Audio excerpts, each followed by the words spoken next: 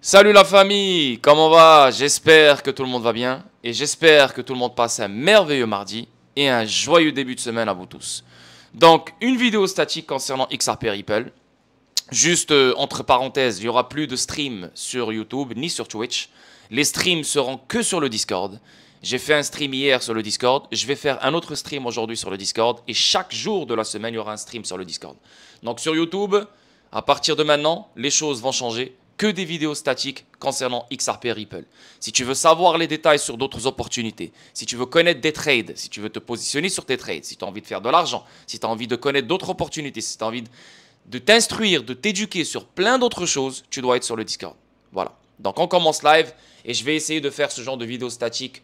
Voilà, je vais essayer de faire 25 minutes, 30 minutes maximum si j'arrive à le faire pour de vrai. Mais c'est toujours un problème chez moi. Vous connaissez l'histoire, vous connaissez la cassette. Donc, premier article, la famille. Blockchain Advisor identifie le seul moyen par lequel XRP pourrait réussir. Et ça, c'est un truc que j'aime pas, la vérité. Pourquoi? Parce que c'est le seul moyen. C'est le seul moyen. Sans ça, XRP ne va jamais réussir. Donc, on limite XRP. On le limite à ce seul moyen. Donc, s'il n'y a pas ça, il n'y aura rien. Tu comprends? Et ça, c'est pas une bonne mentalité à avoir, la vérité. Bon, mais on va lire l'article. Donc, Panos Mekras, qui est une personne très très connue sur Twitter, un conseiller blockchain axé sur le XRP Ledger et fondateur d'Anados Finance, a récemment partagé ce qu'il pense être la seule façon pour l'écosystème XRP Ledger de réussir. Donc, les remarques de Mekras interviennent à un moment où la communauté XRP Ledger continue de déplorer la lente croissance de l'écosystème blockchain et la sous-performance de XRP. D'abord, on va mettre les points sur les i, et je l'ai déjà fait plein de fois. La sous-performance de XRP, elle est due au Bitcoin, elle est due au marché baissier. Okay? Bitcoin, il est en train de pump depuis le début de l'année 2023, et les altcoins n'ont rien foutu. XRP, au contraire, il a mieux performé que les autres altcoins. Mais les gens ne voient pas, ne le réalisent pas.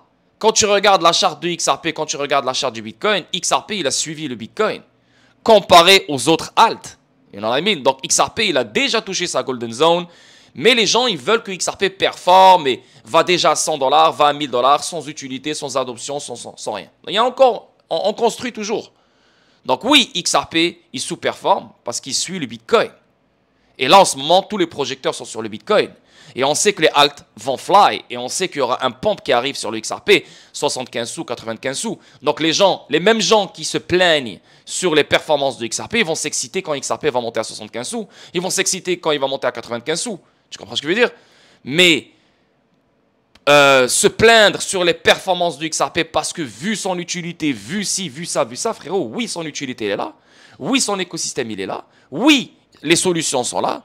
Mais le monde n'est pas encore sur la même longueur d'onde, sur les mêmes longueurs d'onde. Tu vois ce que je veux dire? Il y a encore de la construction à faire. Il y a encore des tests à faire. Il y a encore une interopérabilité à aller chercher entre les banques, entre les corridors, etc. Plein d'autres choses. Tu comprends ce que je veux dire? Mais c'est vrai, le XRP Ledger, il est limité. Il est là que pour les paiements. Il a été créé que pour les paiements. À fur et à mesure, plus on avance, plus les entreprises demandent plus. Ils veulent beaucoup plus de choses. Donc, ils ne veulent pas que les paiements. Oui, c'est bien pour les paiements, mais je veux plus. Je veux les contrats intelligents. Je veux voilà, d'autres choses, d'autres utilités, d'autres solutions. Est-ce que ton DLT peut me ramener les solutions que je cherche? Tu vois ce que je veux dire? Donc, pour compétitionner avec le reste, il faut que le XRP Ledger se développe et ajoute plus de fonctionnalités. Parmi ces fonctionnalités, on les a ajoutées. Tu as le Evernode. Grâce au Evernode, les hooks, on a les contrats intelligents. Grâce au AMM, donc ça s'en vient, on aura des pools de liquidité, de la liquidité incroyable de qualité. Grâce à, comment dire, Flare, grâce à d'autres choses. Donc là, on est en train de, tu vois, d'ajouter des piliers de base pour que l'écosystème du XRP Ledger grandit. Tu vois ce que je veux dire? Et pour que les développeurs, les entreprises, les institutions financières et les banques trouvent ce qu'ils cherchent. Tu vois ce que je veux dire? Donc ça, c'est avec le temps. Et ces choses-là vont être fixées avec le temps. On ne peut pas tout faire en une année, on ne peut pas tout faire en 6 mois, on ne peut pas tout ajouter en 1 mois. Okay? En outre, l'écosystème n'a pas non plus accueilli autant de constructeurs que d'autres chaînes relativement plus récentes comme Solana et Ethereum. Bien sûr, parce que Solana et Ethereum, c'est des écosystèmes basés sur les contrats intelligents. Donc, tu peux tout créer sur Solana. Tu peux tout créer sur Ethereum. Le XRP Ledger n'a pas été créé pour que tu crées dessus. Le XRP Ledger a été créé dès le départ pour les paiements. Et c'est le DLT le plus puissant au monde côté paiement. C'est le DLT le plus puissant au monde côté liquidité. Tu comprends? Mais David Schwartz et l'équipe de Ripple, ils ont compris que même si on a quelque chose de puissant, ben, il ne va pas être utilisé à sa juste valeur. Donc, il faut qu'on ajoute. Donc, c'est pour ça qu'ils ont pensé à ajouter l'échelle latérale fédérée. Donc, on connecte des blockchains, on connecte des plateformes, on connecte d'autres réseaux qui n'ont aucun rapport avec le XRP Ledger. On les connecte au XRP Ledger pour que ces réseaux-là, ces blockchains-là, ces plateformes-là puissent bénéficier du pouvoir du XRP Ledger. Donc, de cette façon-là, on ne remplit pas le XRP Ledger. Parce que si on remplit le XRP Ledger, on va détruire sa force première, qui est les paiements, les règlements instantanés, etc. Donc, on ajoute autour du XRP Ledger pour garder le XRP Ledger intact. Et c'est exactement ce qui se passe. Et c'est une bonne chose. Là, on voit que Ripple, on voit que CTO de Ripple, David Schwartz, etc. s'ouvrent. Pas ils s'ouvrent, ils sont ouverts aux questions des entreprises, des banques, aux besoins des entreprises, des banques. Donc, ils se disent, ok, check, on a un monstre. Mais ce monstre ne sera pas utilisé si on ne répond pas aux besoins des institutions financières et des entreprises, etc., etc., etc., etc. Donc, ces plaintes portent sur le manque de contrats intelligents sur le réseau. Voilà, c'est les contrats intelligents. Et n'oubliez pas que Ripple était supposé commencer avec les contrats intelligents il y a longtemps. Et Ripple a mis de côté Codius. Et ils se sont concentrés sur l'Interledger Protocol. OK? Et la personne qui a créé l'Interledger Protocol, elle s'appelle Stephen Thomas. C'était l'ancien CTO de Ripple. Et cette personne-là, chez elle, sur son fauteuil, Vitalik Buterin, il dormait.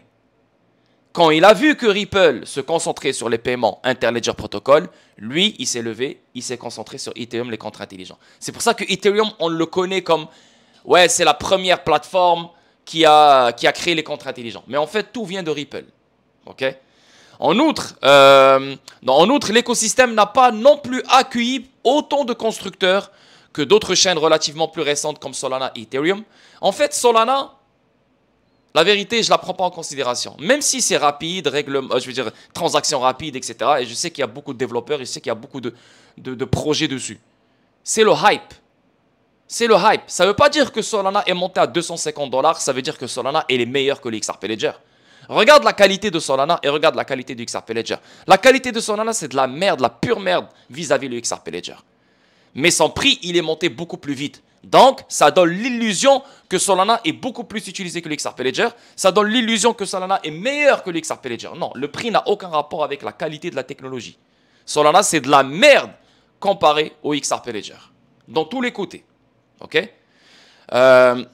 Malgré plus de 1500 projets en novembre 2023, des problèmes comme ceux-ci ont aggravé les inquiétudes et les plaintes croissantes des membres de la communauté. Les membres de la communauté XRP vont toujours se plaindre. Ils vont toujours être inquiets. Parce que l'impatience, elle rend les gens inquiets. L'impatience, elle rend les gens, elle pousse les gens à se plaindre. Crois-moi que si XRP se trouvait déjà à 100 $, aucune personne de la communauté XRP serait en train de se plaindre. Aucune. Mais l'impatience les pousse à se plaindre. L'impatience les pousse à être inquiets. L'impatience les pousse à être confus. L'impatience les pousse à dire n'importe quoi. Tu vois? Rappelez-vous qu'on est passé par des épisodes de merde, comme quoi il y a 2 XRP, comme quoi la Fed va buyback le XRP, plein d'autres choses. Et à chaque fois, il y a une inquiétude, à chaque fois, il y a un truc, à chaque fois, il y a un bordel, et à chaque fois. Donc là, maintenant, je comprends le délire, le fait que le XRP Ledger a besoin d'accueillir plus de monde. Il a besoin d'accueillir plus de constructeurs. Il a besoin d'accueillir plus de développeurs. Je suis totalement d'accord. Mais quand tu regardes ce que Ripple fait, quand tu regardes ce qu'ils essayent de faire pour ramener des gens, mais d'une bonne façon, sans ajouter du hype, sans donner des incitations pour pousser des gens à construire sur le XRP Ledger. Non, on fait les choses naturellement. Et ça prend du temps. Ça prend du temps. OK? Et les gens ne comprennent pas. Parce que quand ils voient Solana faire 250 $ en 1 an, en 2 ans, ils se disent, mais pourquoi XRP doit prendre 10 ans? Pourquoi XRP doit prendre 8 ans? Pourquoi XRP doit prendre 9 ans? Pourquoi l'XRP Ledger doit prendre je ne sais pas combien de temps pour arriver au même prix que Solana? Et ça, c'est deux sujets différents. Ça n'a aucun rapport ni avec l'utilité, ni avec l'adoption, ni avec la technologie. Ok?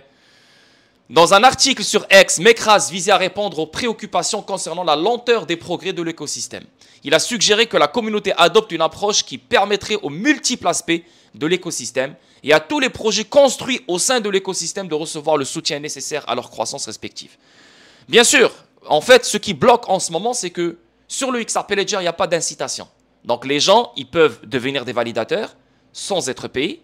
Les gens peuvent construire sur le XRP Ledger sans être payés. Mais quand tu vas sur d'autres plateformes, comme Ethereum, comme Solana, je pense, ou comme d'autres, ben, si tu es validateur, tu es payé, donc tu reçois des tokens. Si tu es un constructeur et tu utilises le Ethereum et je sais pas quoi, donc sûrement tu es payé parce que tu es en train d'utiliser le système, donc sûrement tu gagnes sur chaque transaction. Donc ça pousse les gens à venir, ça attire les gens à construire sur les plateformes, tu vois. Mais le XRP Ledger, non. Il le dit lui-même, David Schwartz. Il a fait un tweet dernièrement avec un... J'ai adoré le tweet. La meilleure incitation, c'est pas d'incitation.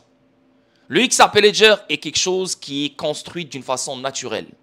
Si tu veux être un validateur, ben, tu vas devenir un validateur parce que ton entreprise a besoin du XRP Ledger. Donc, en étant un validateur, tu sécurises le XRP Ledger. En sécurisant le XRP Ledger, tu améliore ton entreprise. Donc, tu deviens validateur si tu as besoin du XRP Ledger. Mais on n'a pas besoin, David Schwartz, Ripple, etc., ou l'écosystème du XRP Ledger n'a pas besoin de gens qui vont dire, OK, moi, je peux être un validateur. Est-ce que tu me payes? Et je vais le devenir. Non. Alors, ciao, bye, j'ai pas besoin de toi. Moi, je suis un constructeur. Tu as besoin d'un constructeur? Viens, je vais venir, mais paye-moi pour que je construise dans ton truc. Non, j'ai pas besoin. Vas-y, casse-toi.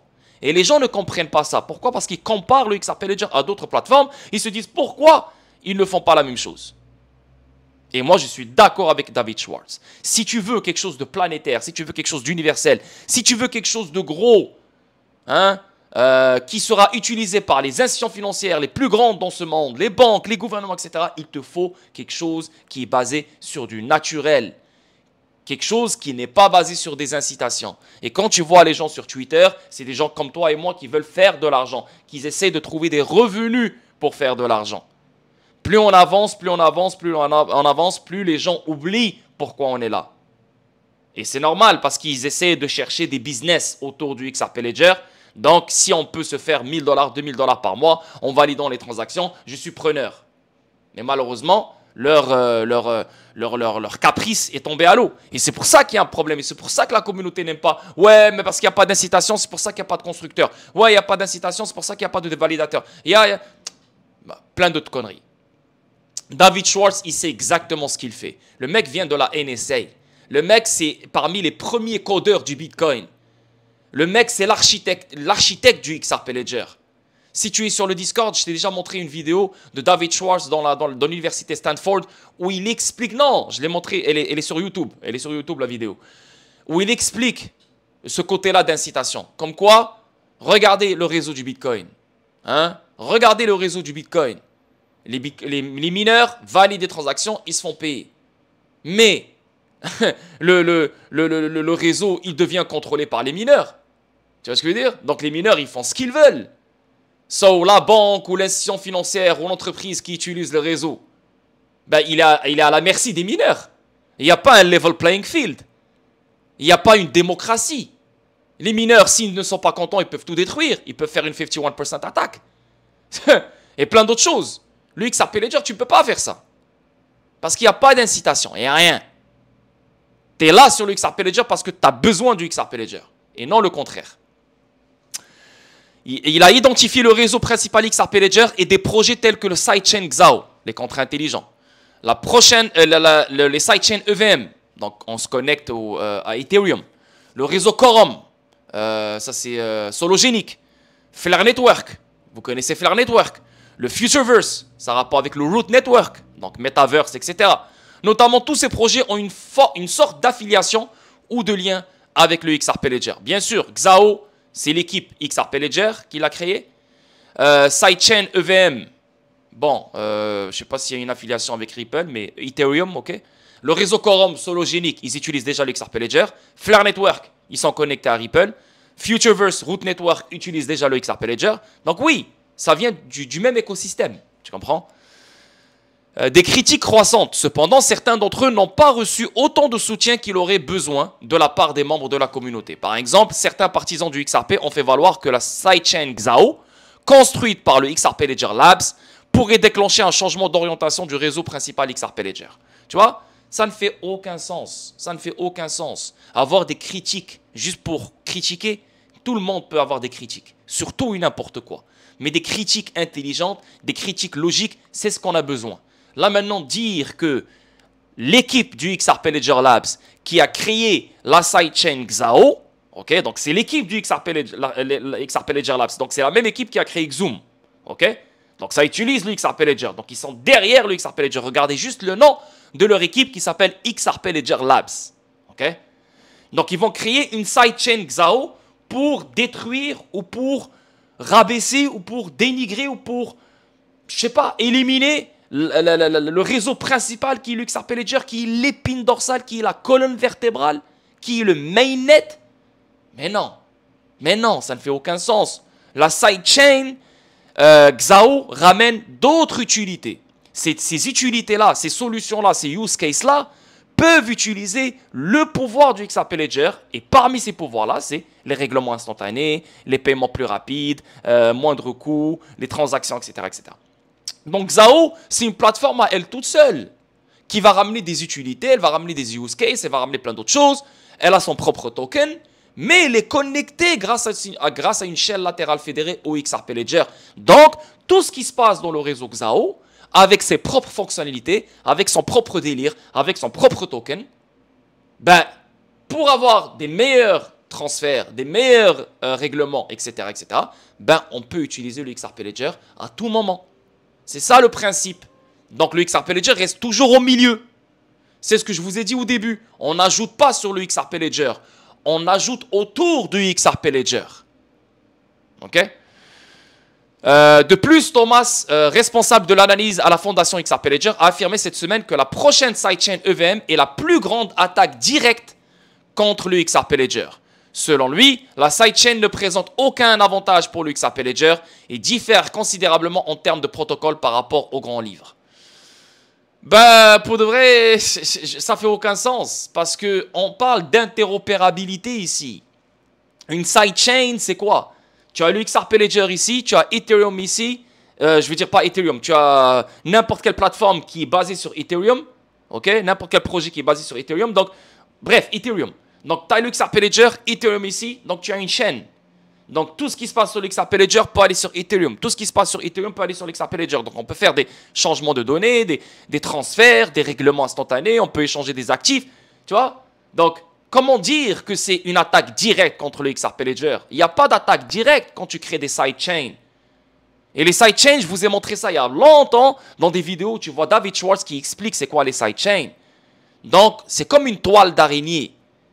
Au lieu, encore une fois, je le dis, je le répète, au lieu d'ajouter des choses sur le XRP Ledger qui vont congestionner le XRP Ledger, donc il va perdre de ses pouvoirs, alors on ajoute autour du XRP Ledger. Et c'est ça l'interopérabilité. On ne peut pas avoir un DLT qui parle tout seul, qui opère tout seul et qui communique avec aucun autre DLT, aucune autre blockchain, aucun autre système.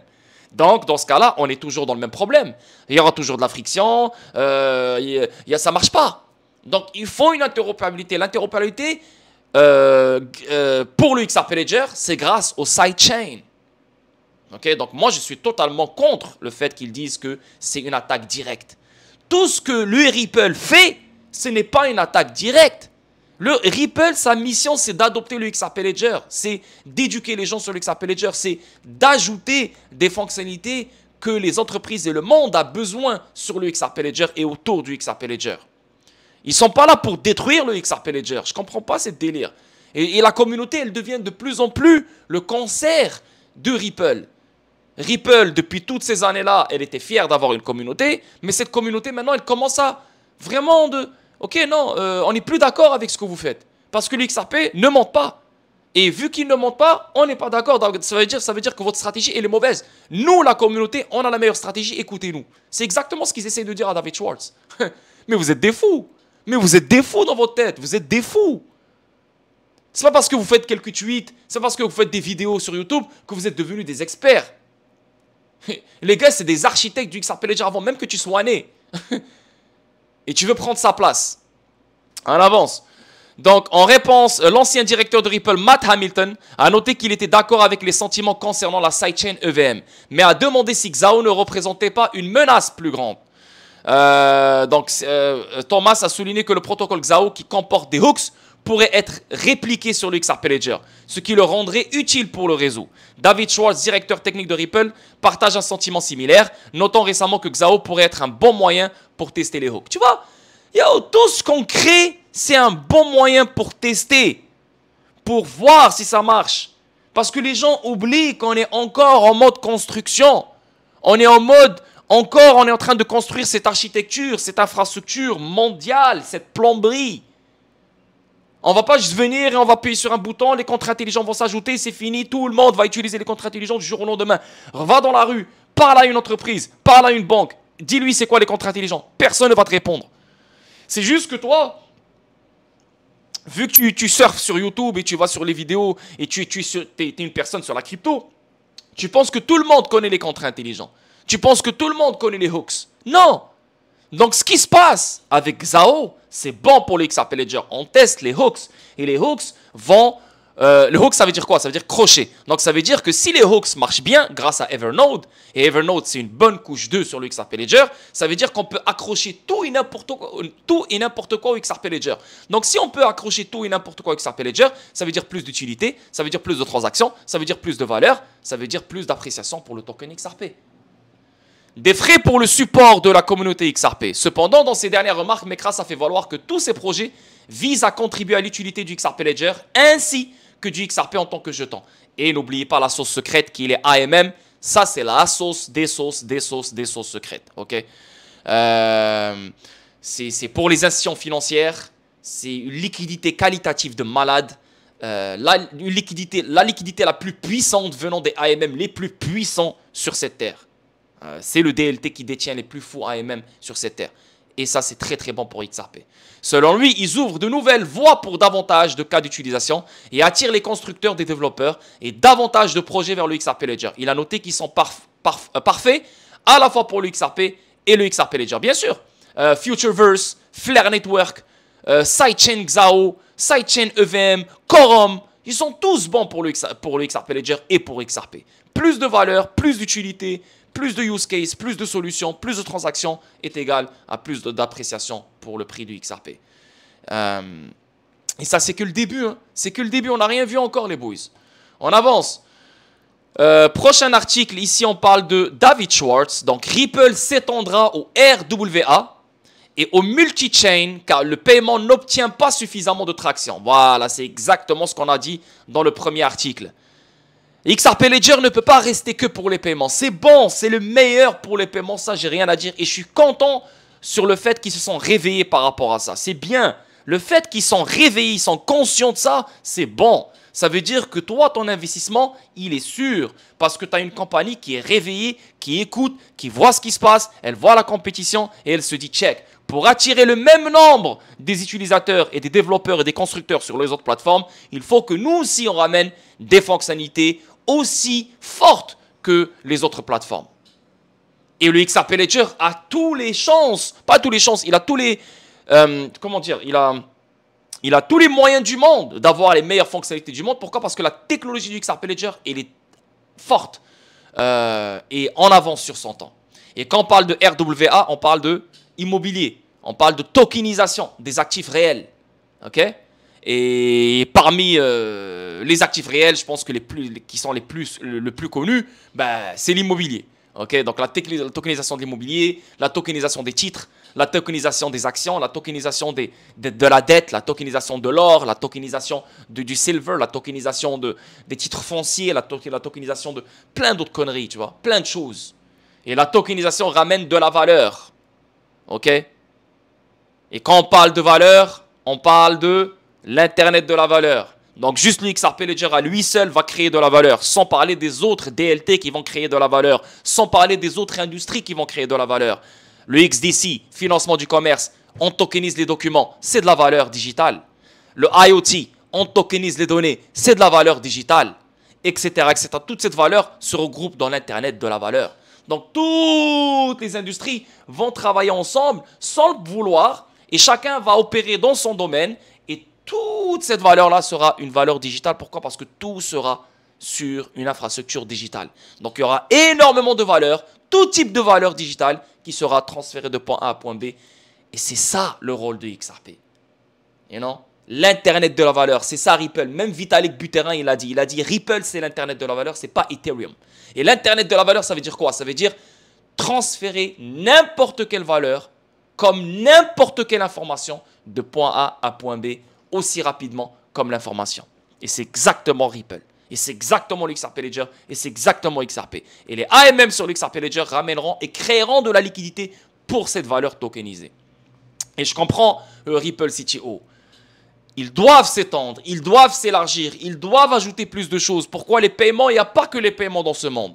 Et je suis totalement d'accord. Donc, pour amener plus de traction, plus d'activité, plus de ci, plus de ça, ils doivent s'ouvrir à d'autres besoins. Le directeur technique de Ripple, David Schwartz, a récemment révélé que Ripple prévoyait d'élargir sa portée à d'autres domaines, tels que la tokenisation des actifs du monde réel et un écosystème multi-chain, car le paiement ne gagne pas suffisamment de terrain. Parce que le paiement va gagner du terrain à fur et à mesure quand les CBDC verront le jour, quand les systèmes de paiement locaux, nationaux vont se moderniser. Parce que pour avoir des paiements transfrontaliers, pour avoir des règlements instantanés transfrontaliers, regardez le mot transfrontalier. Transfrontalier, ça veut dire quoi? Ça veut dire de pays à pays, c'est international.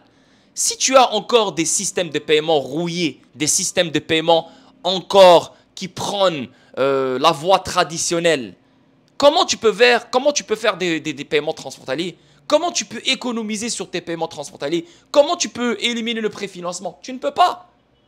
C'est pour ça qu'avec Ripple, on a RippleNet. Et RippleNet se fait utiliser en ce moment partout dans le monde entier par des centaines et des centaines et des centaines de banques, même des banques centrales, mais ils utilisent toujours le X-Current. Le X-Current, c'est littéralement le système traditionnel. Donc, les comptes non se remboursent trop, friction, ça prend du temps, ça prend des frais, etc. Sur RippleNet. Mais on n'utilise pas XRP comme on le veut. Tu vois? Pourquoi? Parce que le monde n'est pas encore sur la même longueur d'onde. Le monde n'est pas encore sur le même level playing field. Les paiements ne sont pas encore au niveau qu'on imagine. Pas maintenant. Donc le XRP Ledger ne peut pas rester les bras croisés à attendre jusqu'à que les paiements arrivent au statut qu'on cherche. Le XRP Ledger doit aller chercher de l'activité, doit aller chercher des transactions, doit aller chercher de la valeur, etc. En plus, il a tout ce qu'il faut pour. Schwartz l'a révélé lors d'un discours lors d'une récente session X-Space. La discussion a été enregistrée par YouTube. Adoption lente de la crypto pour les paiements. Au cours de la séance, le CTO de Ripple a déploré la lente adoption des crypto-monnaies pour les paiements en général, malgré ses actifs présentant une meilleure infrastructure de paiement que les systèmes financiers traditionnels. Selon lui, ce domaine a été sous-utilisé par les passionnés de la cryptographie. En fait, on va toujours aller chercher les pays qui ont des problèmes dans leur corridor, des pays qui ont un énorme manque de liquidité. Et c'est ça le but. On va commencer par eux en premier. Mais les grands pays comme l'Europe, comme les États-Unis, etc., tu sais, ils s'en foutent des paiements.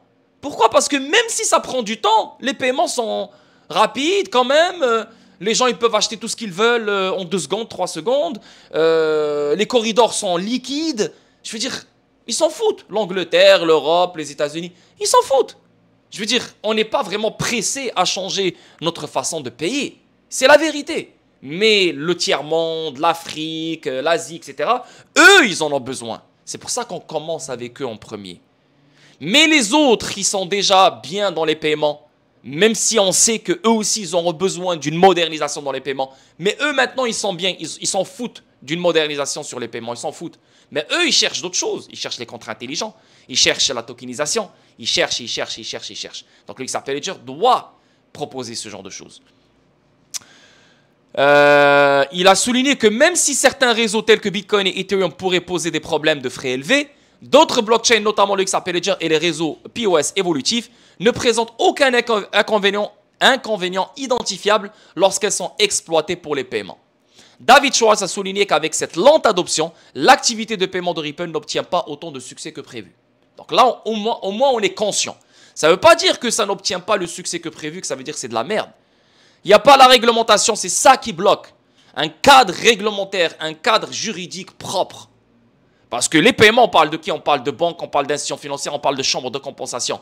Si eux, ils n'ont pas un cadre réglementaire sérieux, bien fait, ils vont jamais, mais jamais, jamais aller all-in sur une nouvelle technologie concernant les paiements. Jamais.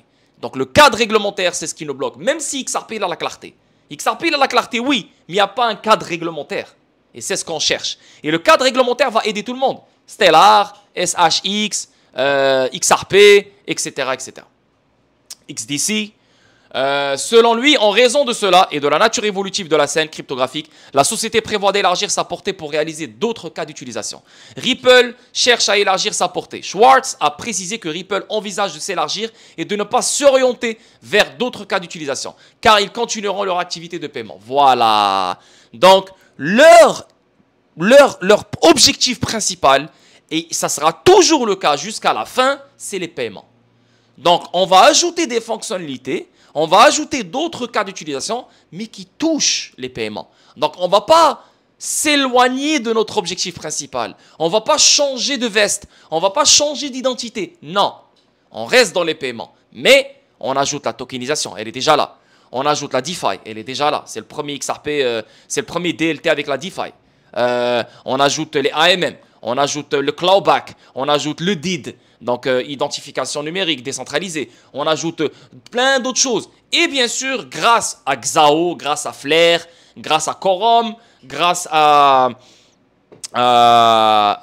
sidechain EVM, ben, toute la valeur qui se traîne ailleurs, dans ces réseaux-là, peut se transférer sur le XRP Ledger. Ou bien ces réseaux-là peuvent utiliser la puissance du XRP Ledger pour faire des meilleurs règlements, etc. Donc, tu vois ce que je veux dire? So, on reste sur les paiements, mais on s'élargit, tu vois, pour amener plus de monde. Nous croyons fermement au paiement, nous n'allons pas arrêter d'effectuer des paiements. Cependant, je pense que ces autres cas d'utilisation sont extrêmement importants, surtout la tokenisation. Et si tu parles d'Internet de la valeur, la tokenisation, elle est très importante. Le directeur technique de Ripple a noté que la société était très intéressée par ces cas d'utilisation, y compris la tokenisation. C'est exactement ce que je viens de te dire. Des actifs du monde réel. Il a déjà parlé du nouvel intérêt de Ripple pour la tokenisation des actifs du monde réel sur le XRP Ledger. Donc, l'immobilier, les titres, la dette, l'or, tout ce que tu veux. Dans le même temps, Schwartz a noté que même s'il n'obtient pas l'impulsion nécessaire grâce au seul paiement, Ripple ne réduira pas l'accent mis sur les paiements.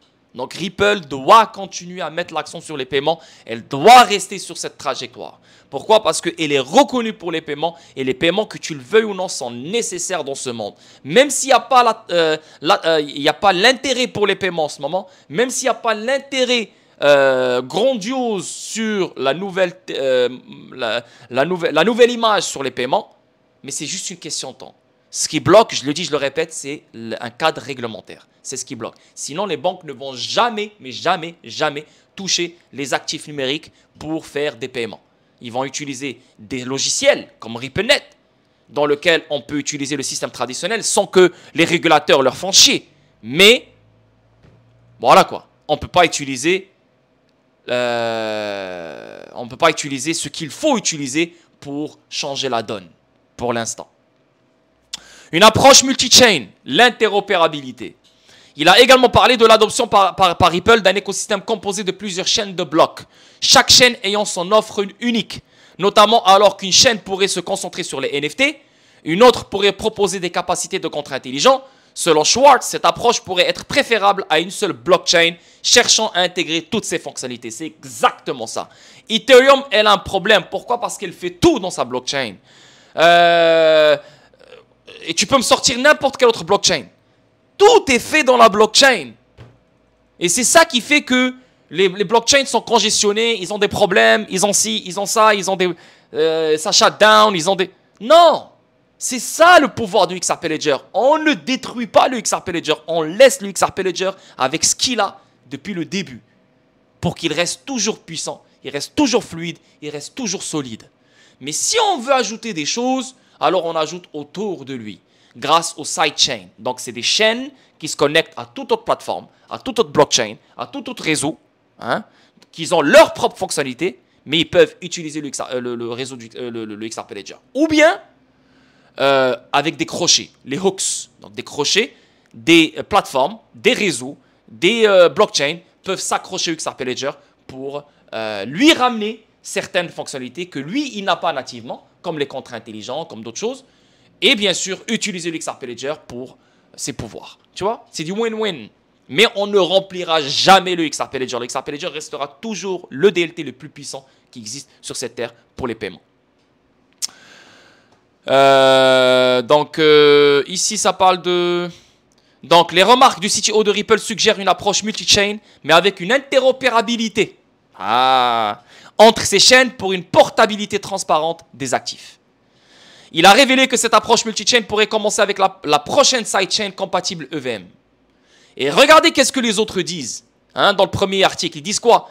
Ils disent que la sidechain EVM, regarde comme ce petit camp-là, il dit, qu'est-ce qu'il dit? Il dit que la sidechain EVM est la plus grande attaque directe contre le XRP Ledger. Tu vois? Donc ça, c'est des gens qui n'ont aucun rapport avec le XRP Ledger, qui n'ont jamais créé un XRP Ledger ou... tu vois ce que je veux dire? Je veux dire... Mais non, mais ils veulent prendre la place du David Schwartz et ils veulent éduquer David Schwartz. C'est ce qui me rend triste. C'est ce qui me rend triste. C'est ce qui me rend triste. Le mec, il est tellement proche de la communauté, maintenant on veut l'éduquer. Et je suis sûr et certain qu'il est fâché, il est déçu par la communauté. Et quand on parle de la communauté, on parle de Crypto Harry, on parle de plein d'autres avec qui il parlait, avec qui il donnait du temps. Et là, maintenant, tous ces gens-là se retournent contre lui. Et ça ne fait aucun sens. Et regardez qu'est-ce qu'ils disent. Ils disent la plus grande attaque directe contre le XRP Ledger. Et David Schwartz, il te dit, il a révélé que cette approche multi-chain pourrait commencer avec la prochaine sidechain compatible EVM. Tu vois? Qui tu vas croire? David Schwartz ou certains teubés qui essaient qui essaient de faire les professeurs sur Twitter? Le moment opportun, il a souligné que Ripple avait choisi de se concentrer sur les paiements en 2015 parce qu'il pensait que d'autres entreprises pourraient gérer d'autres domaines, notamment en fournissant d'autres infrastructures nécessaires. Cependant, comme cela ne s'est pas bien passé, Schwartz a noté que Ripple s'étendrait à ces autres secteurs car ils sont désormais plus grands qu'ils ne l'étaient en 2015, avec plus d'employés, de plus grandes technologies et plus de ressources. Magnifique, magnifique. On avance. Ripple finalise le rachat de Metaco alors que l'ancien PDG et CPO partent silencieusement. Donc Ripple, maintenant, elle a finalisé l'achat de Metaco pour de bon. N'oubliez pas que Metaco, c'est un service de garde. C'est un service de tokenisation aussi. Et n'oubliez pas que Metaco, elle est connectée à tellement de banques. Et c'est ça la job de Ripple. Ripple, elle est incroyable. Elle va attaquer les groupes. Elle va attaquer... par exemple, cette entité-là, et cette entité-là, elle est connectée à d'autres entités, tu comprends? De cette manière, Ripple n'a pas besoin d'éduquer chaque entité dans ce monde. Elle va attaquer le groupe, il est connecté à 200 entités, le fait que le groupe accepte Ripple, alors toutes les entités en dessous de ce groupe vont utiliser Ripple. Tu comprends ce que je veux dire? Ils sont trop forts. Donc Metaco est connecté à Citi. Mais si tu regardes Citi, ce que dit sur Ripple, Citi, elle insulte Ripple. Bon, elle insulte pas Ripple, mais façon de parler, genre, ouais, non, non, non. Tu vois, genre, ça montre qu'ils ne sont pas d'accord avec cette alternative. Mais quand tu vois Citi utiliser Metaco, ben Metaco utilise la technologie Ripple. LOL. Tu vois ce que je veux dire? Donc, et ça, c'est pas juste avec Metaco, c'est avec Barclays, c'est avec d'autres groupes, là, de malades. Donc, deux dirigeants de la société de garde de crypto-monnaie Metaco sont partis 9 mois après que Ripple a acquis la start-up pour 250 millions de dollars. En mai 2023, la société blockchain Ripple a élargi son empire avec l'acquisition de 250 millions de dollars de la société de garde de crypto Metaco. Donc, service de garde. Et quand on parle de service de garde, ça veut dire quoi? Ça veut dire la tokenisation. La tokenisation, ça veut dire quoi? Ça veut dire on tokenise les services du monde réel, on tokenise les actifs du monde réel. Donc, tu penses quoi? Les banques, les hedge funds ou les entités ou les institutions financières vont avoir un ledger? Ils vont avoir un Decent comme toi et moi? Non. Ces gens-là, ils ont besoin d'institutions, de grandes institutions qui vont protéger leurs actifs. Tu comprends ce que je veux dire? Parce que là, on ne parle pas de XRP, on ne parle pas de XLM, on ne parle pas de... Ouais, j'ai investi sur Shiba ou Doge. Là, non, non, non, non, non. Là, on parle d'actifs du monde réel. Donc, de l'or, des titres, de l'immobilier. Donc, imagine, tu as un immeuble en forme de NFT. Tu ne vas pas le mettre dans un ledger. Tu ne vas pas le mettre sur Xoom. You know what I mean? Il te faut une vraie compagnie qui va sécuriser cet immeuble-là, qui est tokenisé. Et si il se fait voler quelque chose, tu as une garantie. Ils vont te repayer. Il y a quelque chose. Pour avoir un vrai monde, il nous faut une confiance quelque part. Il nous faut des entités qui ramènent la confiance. Tu ne peux pas créer un nouveau monde et personne n'a confiance dans ces entités-là. Metako, c'est reconnu. Donc le fait que la tokenisation est inévitable et le fait qu'il y aura beaucoup plus de valeur dans le monde numérique, il nous faut un service de garde numérique. Un vrai qui est bien fait. Tu comprends? Et dans ce service de garde, on peut faire des règlements de ce wallet à ce wallet, de ce service de garde à l'autre service de garde. Donc il y a des règlements instantanés à se faire. Et Ripple est derrière. Entre autres choses, l'accord visait à rapprocher Ripple des acteurs institutionnels. Voilà, c'est ce que je viens de vous dire. Ripple, elle va attaquer les groupes. Elle va chercher les groupes. Elle va acheter les groupes. Vu que elle peut avoir de la misère elle peut avoir de la misère à attirer quelques banques, ou peut-être qu'elle est partie à un événement pour éduquer certaines banques et les banques ils ont dit non, non, non, non. Ben ok, pas de problème, vous avez dit non. Ben là, moi, qu'est-ce que je vais faire? Je vais aller acheter ou je vais aller mettre dans ma poche celui qui est en dessus de vous. Et c'est ce que Ripple fait, elle est très intelligente. Donc elle l'achète ou elle collabore avec lui. Et toutes les entités en dessous de ce groupe utilisent la technologie Ripple. Pourquoi? Parce que toutes les entités en dessous de ce groupe font déjà confiance à la tête du groupe. Tu comprends ce que je veux dire? Metako fournissant déjà une infrastructure de conservation cryptographique à certaines grandes institutions bancaires. Donc le fait qu'elle l'offre déjà, hein, ça veut dire que Ripple, elle possède ces grandes institutions bancaires dans sa poche.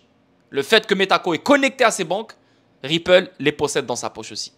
Cependant, à l'époque, Ripple avait indiqué que Metako continuera à fonctionner comme une entité indépendante. Néanmoins, en décembre dernier, des rapports ont confirmé que le PDG de Metako, Adrien Treccani, avait pris ses fonctions en tant que vice-président principal des produits au sein de la société mère Ripple. Nice. Désormais, Ripple semble avoir finalisé son rachat de Metako. Les médias rapportent que le PDG de Metako, Adrien Treccani, et le CPO Peter DeMeo ont quitté l'entreprise. Ripple et Metako n'ont pas révélé publiquement cette évolution, sauf dans un récent rapport Scoop. En conséquence, les détails sur le calendrier du changement de direction restent flous. Cependant, les développements récents confirment l'intégration par Ripple du produit Metako dans son activité. Comme mentionné précédemment, Metako dispose d'une gamme de clients de haut niveau sur laquelle Ripple peut désormais exploiter. Il s'agit notamment des géants bancaires HSBC. En fait, HSBC est déjà connecté à Ripple. Chris Larsen est un membre des conseillers de HSBC. Donc, on n'a pas besoin de Metako pour HSBC, la vérité. BBVA aussi, c'est un client de Ripple. Il utilise RippleNet. On n'a pas besoin vraiment de Metako pour utiliser Ripple. Mais le fait que ces deux grandes banques utilisent déjà Metako avant Ripple, alors les choses vont se faire d'une manière très simple en fait. Tu vois ce que je veux dire? Déjà, ils sont sur Ripple, connectés à Ripple, et Metako maintenant est détenu par Ripple. Donc voilà quoi, les choses vont se faire d'une façon fluide. Donc, les ondulations se rapprochent-elles des grandes banques? Donc, Ripple se rapproche-t-elle de grandes banques? L'acquisition de Metako est une décision populaire parmi les détenteurs de XRP, car ils pensent qu'elle rapproche Ripple de la courtisation des grandes banques pour qu'elles utilisent son produit de paiement. Les banques étant déjà habituées à la garde de Metako, on pense qu'il devient relativement plus facile pour Ripple de commercialiser ODL et les avantages des transferts transfrontaliers à l'aide du XRP Ledger. Voilà, et c'est du marketing. C'est une marketing, c'est une stratégie. Il n'y a aucun mal. Il y a des gens qui vont dire, ouais, ça achète Metako, ça paye des entreprises pour qu'ils utilisent ODL, pour qu'ils utilisent XRP Ledger. On s'en fout. On s'en fout. Si c'est une manière pour que le XRP Ledger se fasse utiliser, aucun problème. Parce que si le XRP Ledger était une merde, si le XRP Ledger était une technologie de merde, là tu vas dire, ok, il paye pour qu'on utilise une technologie de merde. Mais le XRP Ledger mérite d'être connu, mérite d'être utilisé. C'est le DLT le plus puissant qui existe sur cette terre et le plus en avance, avec un DEX avant tout le monde. Le premier DEX, la première DeFi, tout ce que tu veux. Donc oui, parce que les gens sont bêtes, les entreprises sont bêtes, les entités sont bêtes. Tant que tout va bien, pourquoi je vais utiliser une nouvelle technologie? Tu comprends ce que je veux dire? C'est comme ça que ça se passe. XRP va-t-il exploser? Persist, partenaire de Ripple, s'engage à attirer davantage de développeurs, d'investisseurs et de banques vers le XRP Ledger. C'est ce qu'on veut. C'est ce qu'on veut. You know? C'est pour ça que j'arrête pas de vous dire, arrêtez de regarder la SEC. Arrêtez de regarder à gauche, à droite, ça. Regardez ce qui se passe sur le XRP Ledger. Regardez le développement qui se fait sur le XRP Ledger. OK? Et c'est là que vous allez comprendre que XRP, c'est juste une question de temps. Persist, partenaire de Ripple, s'est engagé à susciter davantage de demandes d'utilisateurs, de développeurs, d'investisseurs et de banques dans l'écosystème XRP via la très attendue sidechain EVM. Donc ça s'en vient, c'est très très bientôt. La divulgation est venue. Le PDG de Persist, Ferran Prat, lors d'une récente interview avec Harry, figure éminente de la communauté XRP basée à Tokyo. Crypto Harry, bon, j'ai pas besoin de parler d'elle. Je m'en fous, elle me connaît pas, je la connais pas. Mais c'est un vrai clown. Voilà, j'ai quand même parlé d'elle. XRP Ledger en retard par rapport à la norme 2024. XRP Ledger n'est pas en retard par rapport à la norme en 2024. La norme est en retard sur le XRP Ledger. Pourquoi le XRP Ledger? Il a été capable de maîtriser une partie très importante dans la finance mondiale, les paiements. Tous les autres blockchains que vous voyez, oui, peut-être qu'ils sont avancés sur les contrats intelligents, peut-être qu'ils sont avancés dans ça. Mais regarde les problèmes. Ethereum, gas fees de merde. Solana, à chaque fois, elle tombe. Sans parler des autres. Bitcoin, il ne sert à rien. Etc. Ok, Flare Network. Flare Network, ça ramène une nouvelle image des contrats intelligents. XDC, oui, ça ramène les contrats intelligents, ça opère pour le financement du commerce. Mais je veux dire, le XRP Ledger, il est lui aussi en avance, très en avance. Sur les paiements. Et si tu regardes la norme en 2024, elle est littéralement en arrière sur les paiements comparé au XRP Ledger. Donc oui, le XRP Ledger doit ajouter des fonctionnalités pour suivre la compétition, mais je veux dire, ça ne veut pas dire que le XRP Ledger est dans la merde, ça ne veut pas dire que le XRP Ledger est pourri. Tu comprends? Au cours de l'interview, Prat a exprimé son mécontentement quant à l'état actuel de l'écosystème XRP. Il a souligné qu'il existe environ 700 EVM et que le XRP Ledger est le projet le plus important dépourvu de support EVM. Ben ouais, là ça s'en vient. Il y aura la sidechain EVM maintenant. Donc toute la valeur qui traîne sur Ethereum pourrait être sur le XRP Ledger et vice versa. Prat a souligné que le XRP Ledger se concentre principalement sur les paiements, qu'il a reconnu comme le cas d'utilisation le plus crucial et le plus optimal de la technologie blockchain. Tu vois, le plus crucial. Et là, tu vas me dire que XRP Ledger est en retard à la norme. C'est la norme qui est en retard sur le XRP Ledger. Pourtant, selon lui, l'absence de connectivité EVM constitue un goulot d'étranglement important pour la croissance de l'interopérabilité et l'interopérabilité du XRP Ledger avec d'autres chaînes. Ben, David Schwartz vient de le dire. David Schwartz vient tout juste de l'expliquer là maintenant. Là. Tu vois? Donc, multi-chain, il l'a dit lui-même. Donc, ça s'en vient. Pas besoin de s'inquiéter. Pas besoin de... C'est quoi ce truc-là? What the fuck? Il y a un bruit là bizarre. Donc pas besoin de s'inquiéter, il l'a dit lui-même. Multi-chain. Donc ça s'en vient. Ça s'en vient. C'est très très très bientôt.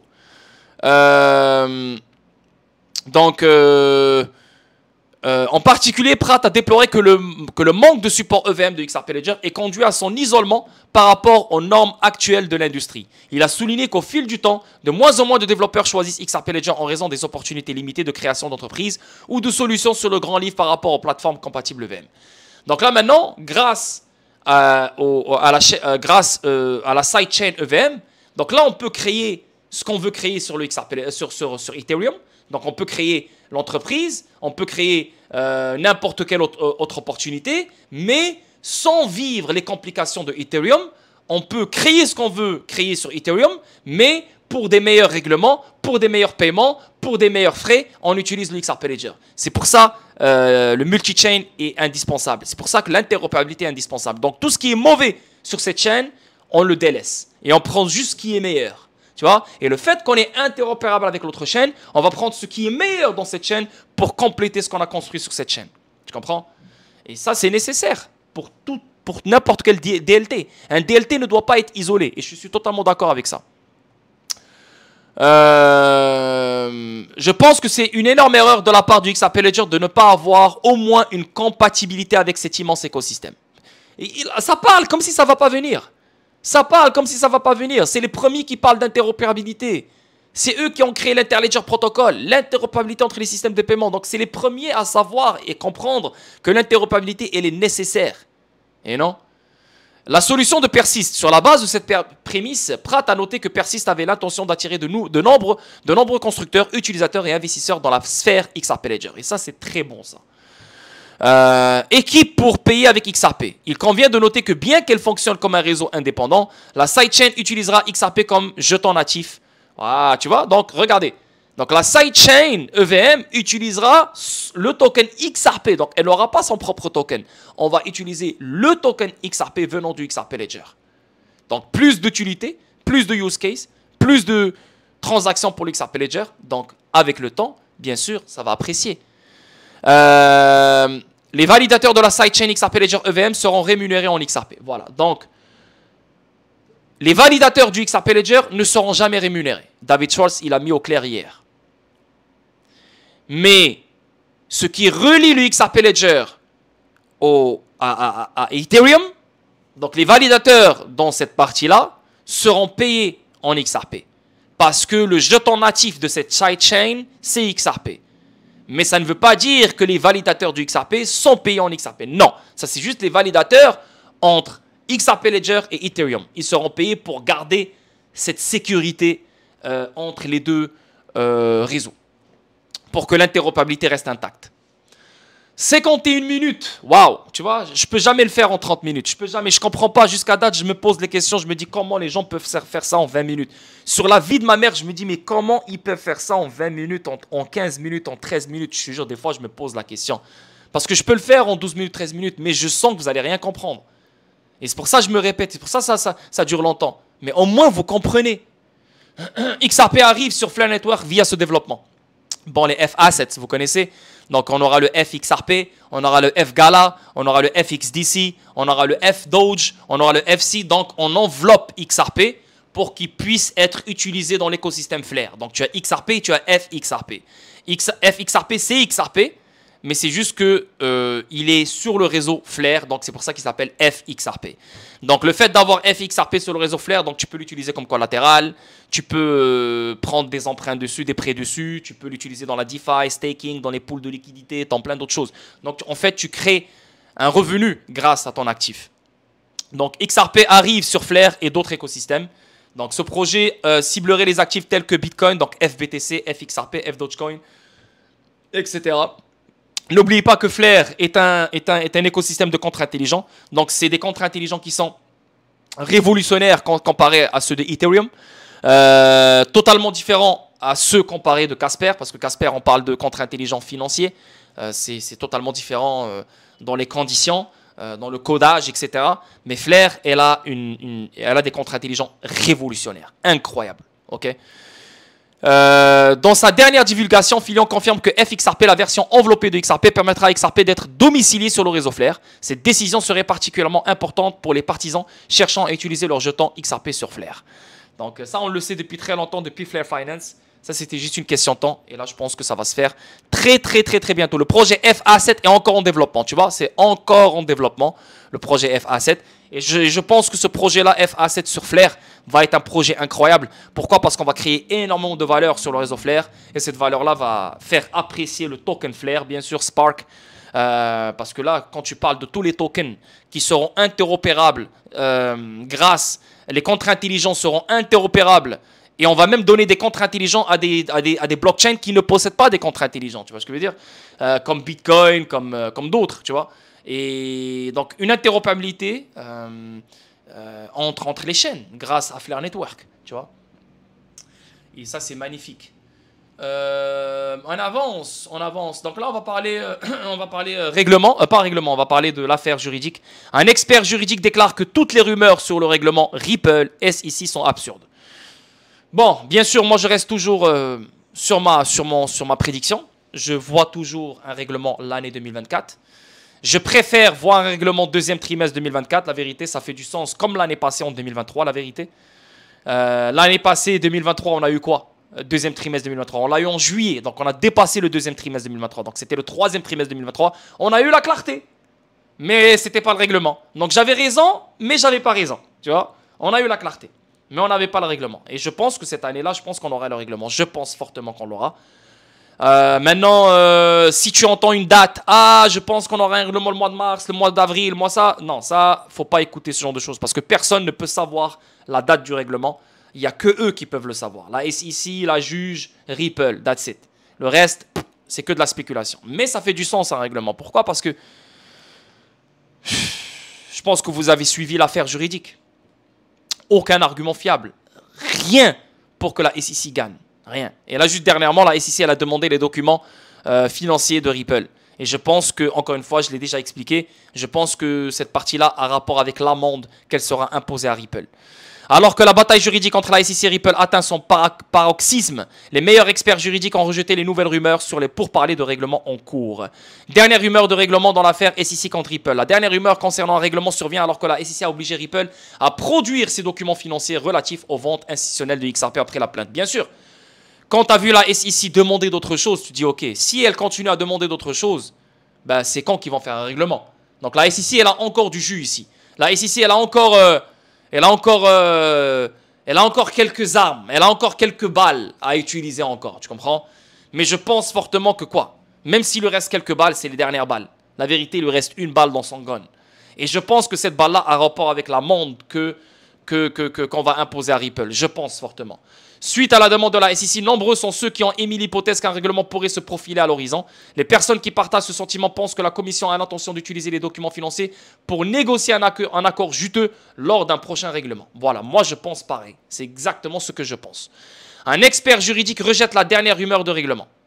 Donc, cependant, le fondateur de Seed Starter, J.C. Hines, a rejeté toutes les rumeurs de règlement selon Hines. Toute rumeur concernant un règlement est absurde jusqu'à ce qu'elle se produise. LOL.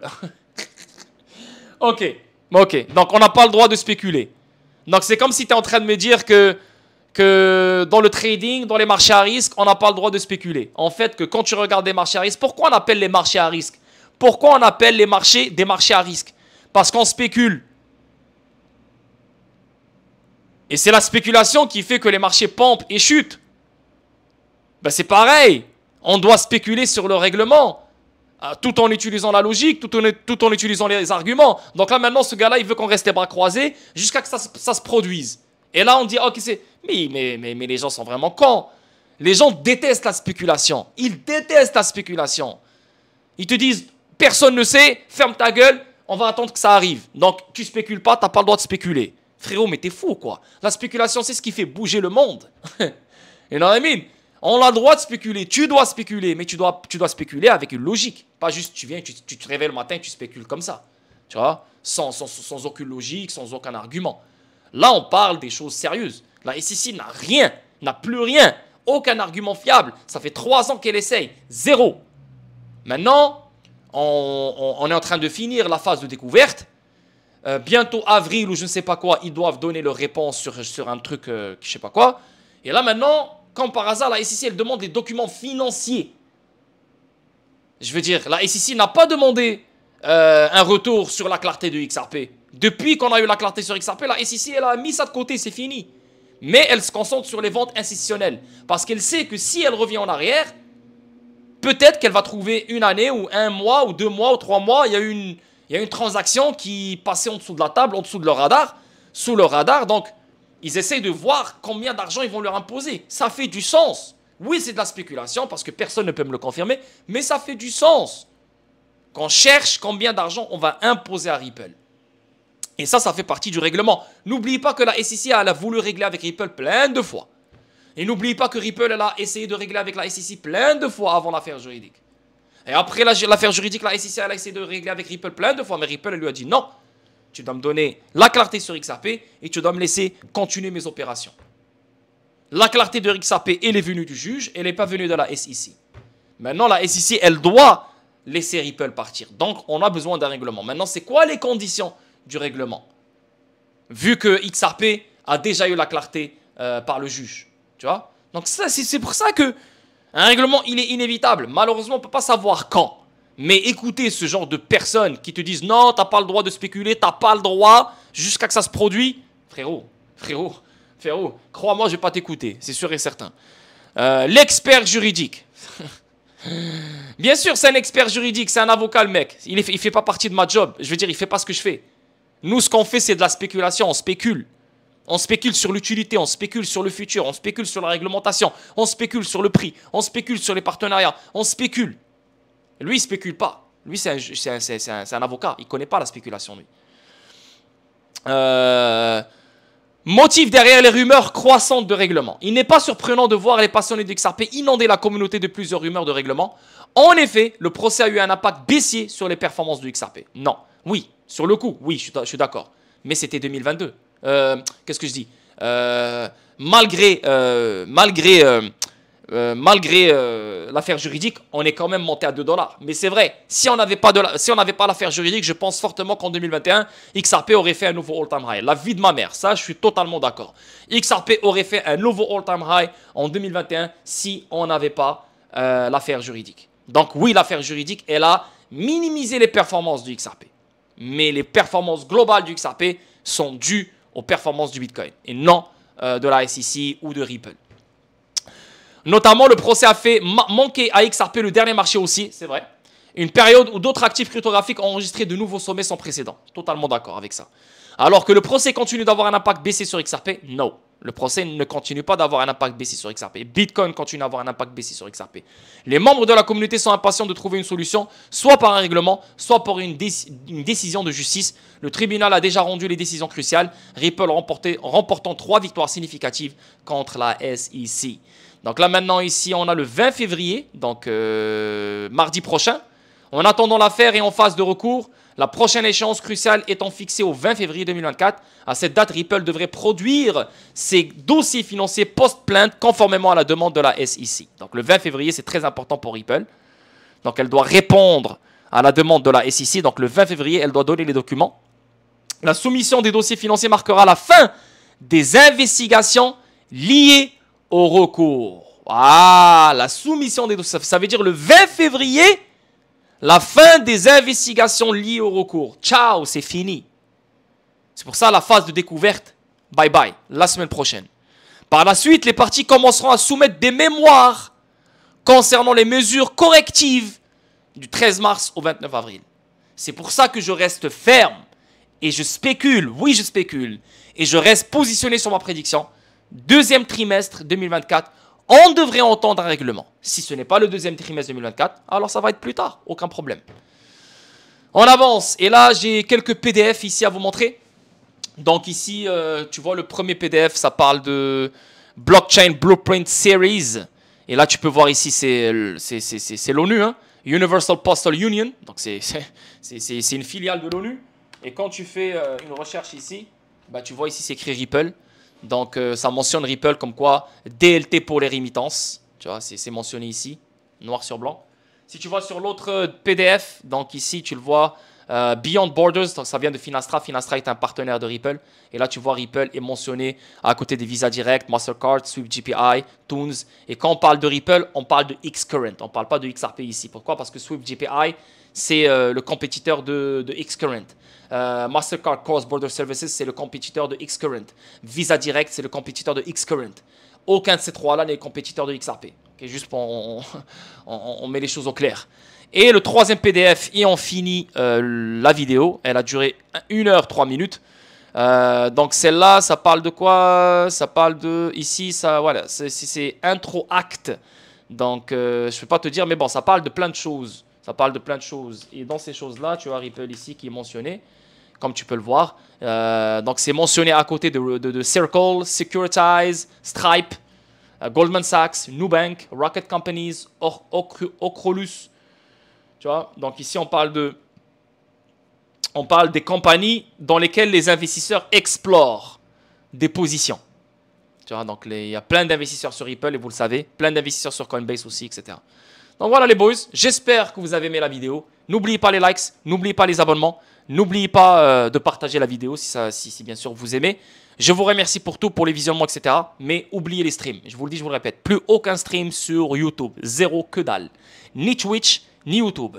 Si tu veux savoir c'est quoi les streams, si tu veux participer au stream, donc fondamentaux, inflation, Jerome Powell, Fed Meeting, analyse technique, le dollar, le Dow Jones, opportunité, que ça soit Depend, opportunité crypto gaming, opportunité crypto immobilier, tout ce que tu veux, tout ce que je faisais sur YouTube, oublie-le, ça n'existera plus jamais.